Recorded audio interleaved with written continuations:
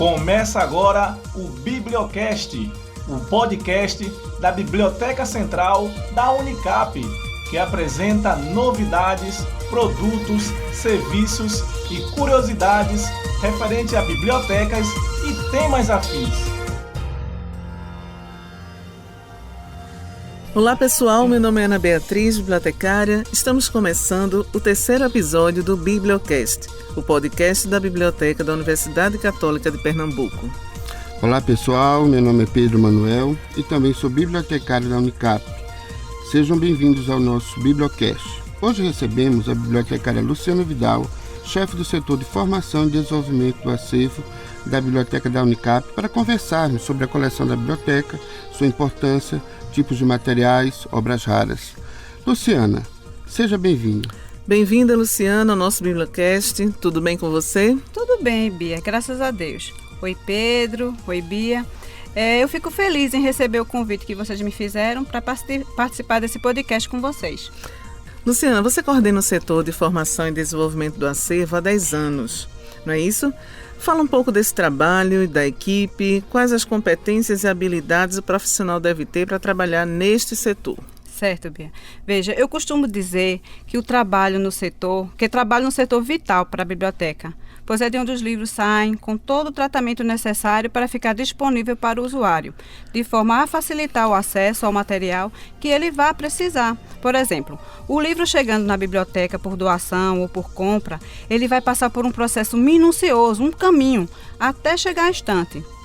Desde a descrição bibliográfica, onde o bibliotecário retira do livro os elementos necessários para a sua identificação, passa pela classificação, que é uma numeração que vai dizer a qual área do conhecimento humano aquela publicação pertence, a escolha dos assuntos da publicação, onde a biblioteca decidiu usar cabeçalhos padronizados. O que são cabeçalhos padronizados, Luciana? Explica melhor para a gente. Beleza. São termos autorizados por instituições renomadas, como a Biblioteca Nacional, a Biblioteca do Congresso dos Estados Unidos. Então, e sobre o preparo físico? Conta pra gente. Veja, além do que eu acabei de falar, tem, como você acabou de dizer, o preparo físico, onde eu vou cobrir os livros de sinais, conforme a descrição do bibliotecário, para que o livro seja achado de forma fácil pelo usuário. Eu acho importante falar um pouco sobre isso, porque a maioria das pessoas não tem assim, muita noção do trajeto que o livro faz até chegar à estante. É isso mesmo. Não é? Veja, no caso dos livros adquiridos por compra, por exemplo, o bibliotecário ele precisa ter uma veia de negociador, porque ele vai tratar de valores, de prazos com os fornecedores e distribuidores de livros, né? Então, a gente vai também adentrar no universo dos assuntos relacionados ao MEC, por exemplo, a avaliação de MEC, com seus instrumentos, indicadores de qualidade, para se atingir a excelência no requisito acervo, por exemplo. E aí vai. Ô Luciana, me diz uma coisa, quanto tempo o livro leva desde a compra até a chegada à biblioteca, está na estante? Determinar assim, o tempo fica difícil, mas é um processo bem detalhado, como eu falei, minucioso. Um tempo assim, específico eu não posso dizer, mas é um processo demorado. Conta assim pra gente uma obra mais de edição recente e a diferença para uma obra rara, por exemplo. A diferença é grande, né? Porque os níveis de descrição dessa obra. Para a descrição, realmente é diferente. Por exemplo, a biblioteca ela utiliza nível 2 para fazer a descrição dos elementos de um livro comum. Já para as obras raras é nível 3. Os detalhes são muito maiores. Mais específicos. Mais específicos, isso. Tá, entendi. Ô, Luciana, e assim, agora, quantas obras existem na biblioteca da Unicap e como esse acervo foi formado, está sendo formado? Explica pra gente. Explico sim. São mais de 500 mil documentos, nos mais variados tipos de materiais. Livros, periódicos, cartas, fotos, CDs, DVDs. Sobre a formação do acervo, eu posso falar basicamente que os livros chegam por doação ou por compra. No caso das doações, tem, por exemplo, as doações de personalidades ilustres, daqui de Pernambuco, ou professores renomados falecidos, que os familiares doam suas bibliotecas, coleções de padres falecidos e outros padres que preferem. Ô Luciana, Só é gente falecida que doa livro para a biblioteca? Não é bem assim. Alguns padres, eles mesmo em vida, o padre, por exemplo, Padre Pedro Rubens, o Padre Mota, doou o seu acervo para a biblioteca. Ele fica super feliz em disponibilizar o seu acervo de biblioteca particular para os alunos. Acho que qualquer pessoa que tem interesse de doar ao livro à biblioteca, a doação avulsa, geralmente as pessoas vão e doam, né? Isso, e nos casos de coleções completas, vê-se mais casos quando os doadores são falecidos. São isso? falecidos, exatamente isso que você acabou de falar. Então, Luciana, nessa pandemia, eu em casa, né, a gente sem fazer muita coisa, vamos fazer faxina. Então, separamos os livros, vamos doar à biblioteca. Como é que está essa questão da doação de livros durante esse período de pandemia? No momento, a biblioteca deu uma parada exatamente por questão de segurança, desses protocolos de segurança sanitárias. Mas, por exemplo, se você quiser, num momento normal, no momento a gente está meio que também parado porque a gente tem um problema grave de espaço na biblioteca.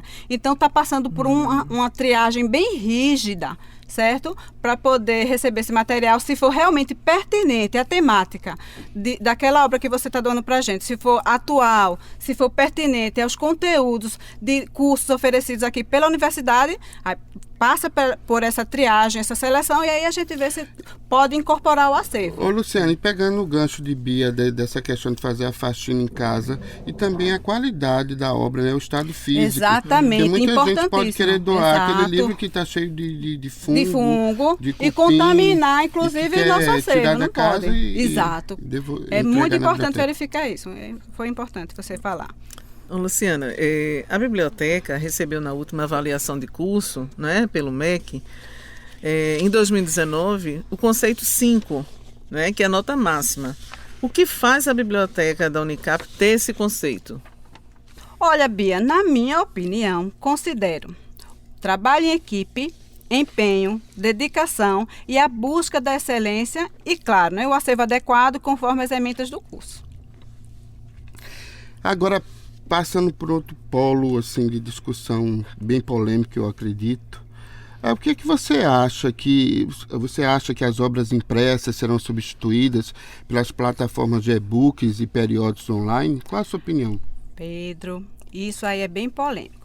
Eu penso assim, sabe, que essa discussão está bem longe de sair das rodas de discussão entre os bibliotecários. Mas falando do momento que a gente está vivenciando hoje, as plataformas de e-books foram de essencial importância. Eu poderia até dizer que foi a tábua de salvação para as universidades manterem as atividades de ensino bem ativas. Lu, sabe-se da existência de um acervo considerável de obras raras, né? Eu gostaria de um esclarecimento sobre os critérios de raridade. Por exemplo, né, até para desconstruir esse imaginário sobre o antigo e o raro. Todo livro raro é antigo, ok? Mas nem todo livro antigo é raro. Isso procede ou é mito?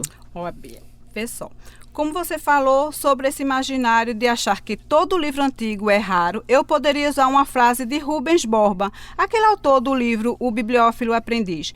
Ele diz o seguinte: o valor de um livro nada tem a ver com a sua idade. A procura é que torna o livro valioso. Tem também uma curiosidade bem interessante, trazida pela professora Ana Virgínia Pinheiro. Essa professora, ela inclusive uma sumidade no assunto acervo raro.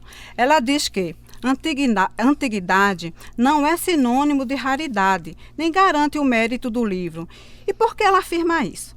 Ela vai citar o caso de muitas edições publicadas entre os séculos XVII e ao longo do século XVIII, com textos truncados e incompreensíveis. Publicava-se de tudo, ela diz.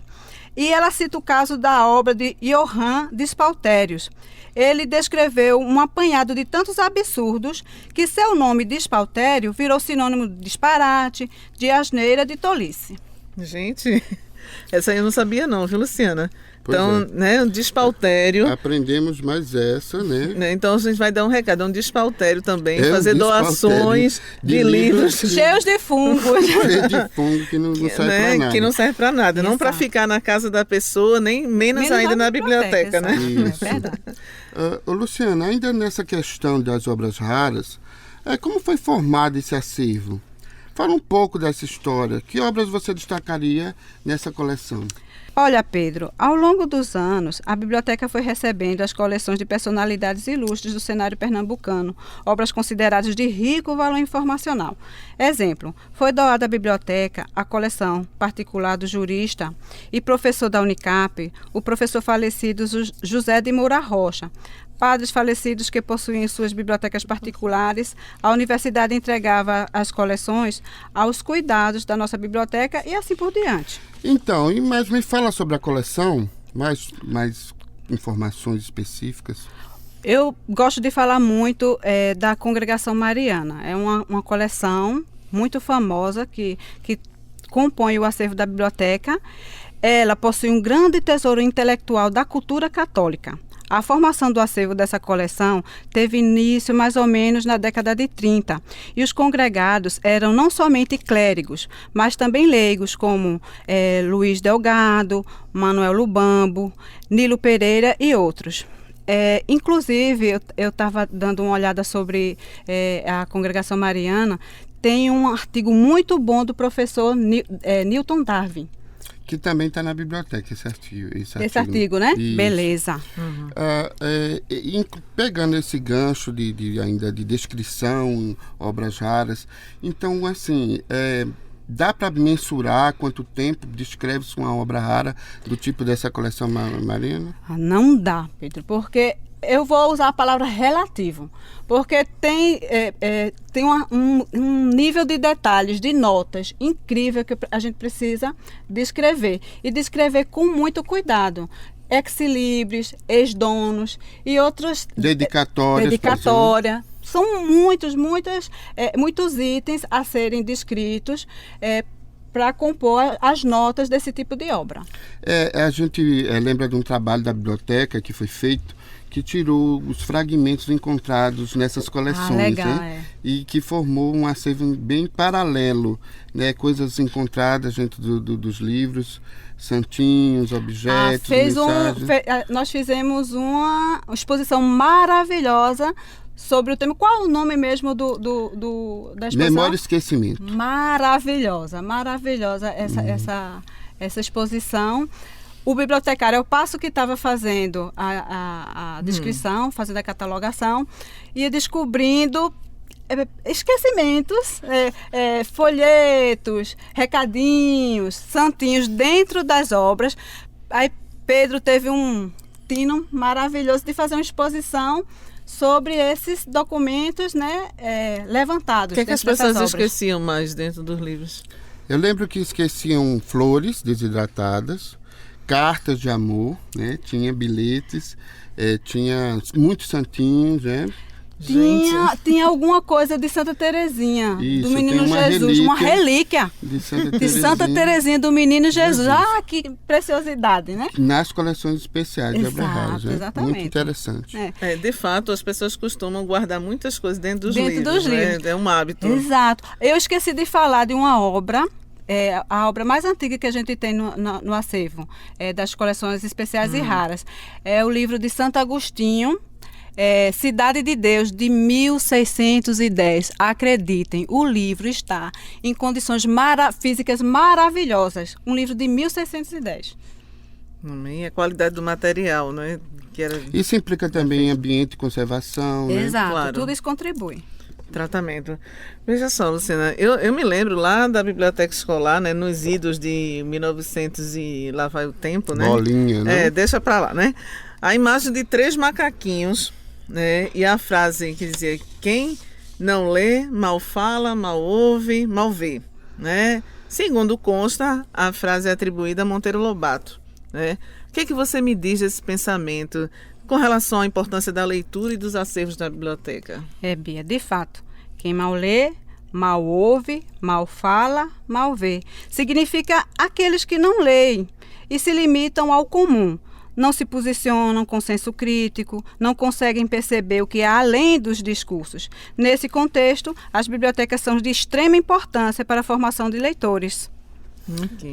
Você vê em momentos críticos como esse, políticos, abre-se mais comércios, lanchonetes e fecham-se bibliotecas. Exato. Triste, Especialmente né? as bibliotecas públicas. Né? Ou queimam-se livros, né? Existem fatos históricos de queima de livros, né? A primeira coisa que acontece uma repressão é queimar-se livros, né? Conhecimento é proibido. Enfim. Né? Hoje a gente tem também a representação de todo esse acervo de forma virtual, né? Exato. Então é bem interessante como a informação ela não fica estanque apenas na biblioteca. Então quem quiser consultar a biblioteca também pode acessar o site, né, as homepages, bases de dados, enfim, exato, né? Exato. E, gente, é isso. Chegamos ao final do nosso episódio. Agradecemos a participação de Luciana, né? Muito obrigado, Luciana, pela sua participação e essas informações muito pertinentes aqui pra gente. Eu não vou esquecer de despautérios, né? Não vou esquecer, não, jamais. Agora, inclusive, eu vou exemplificar, vou usar isso em outro momento, né? Isso. Muito obrigada, pessoal. Chegamos ao final do nosso episódio. Agradecemos a participação de Luciana. Bia, eu fiquei tão feliz, Bia, Pedro. Gostei muito de ter participado com vocês. Espero que vocês me convidem novamente. Estou aqui à disposição. Obrigado, Luciana. Muito obrigado mesmo pelas suas informações, sua participação. Obrigado a todos. Sigam-nos nas redes sociais e mais outros Bibliocasts. Gente, só para não esquecer que esse serviço faz parte de um dos resultados do isolamento produtivo da equipe da biblioteca, né? E bc@unicap é a nossa rede social, por favor, nos siga.